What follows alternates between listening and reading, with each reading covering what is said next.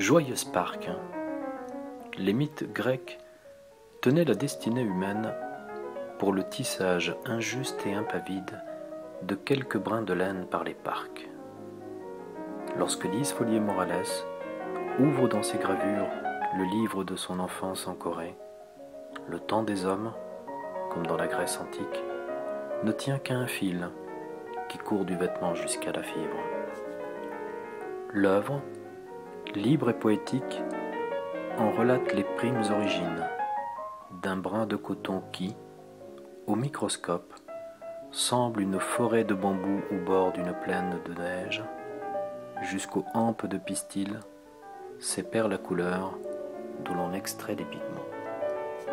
Puis, comme une caméra élargirait son champ, la perspective s'agrandit et la gravure considère kimono et veste traditionnelles aux teintes et aux arêtes pures comme des gemmes.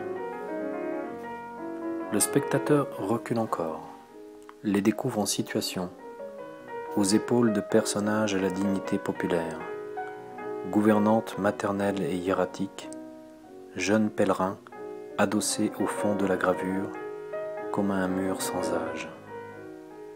La gravure révèle alors l'aisance d'une posture permise par des vêtements qui fluidifient le quotidien et qui deviennent presque, par leur adaptation domestique, les doubles améliorés de qui les porte.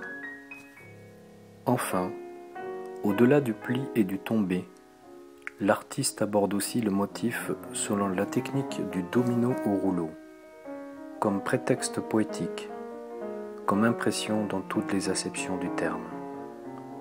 Hors des contours, le motif gagne le fond de la gravure et la chair même des personnages. C'est, oui, à la fois une performance, mais à la fois un dépassement de soi. La gravure me calme, la gravure me berce. C'est un petit peu comme si j'étais dans le ventre de ma mère. Je me sens au chaud, bien. La gravure ne me juge pas. Mais par contre, la gravure m'offre des surprises. Et parfois, effectivement, je peux ne pas être content, mais comme elle me donne beaucoup de bonheur, bon, ça passe. Voilà.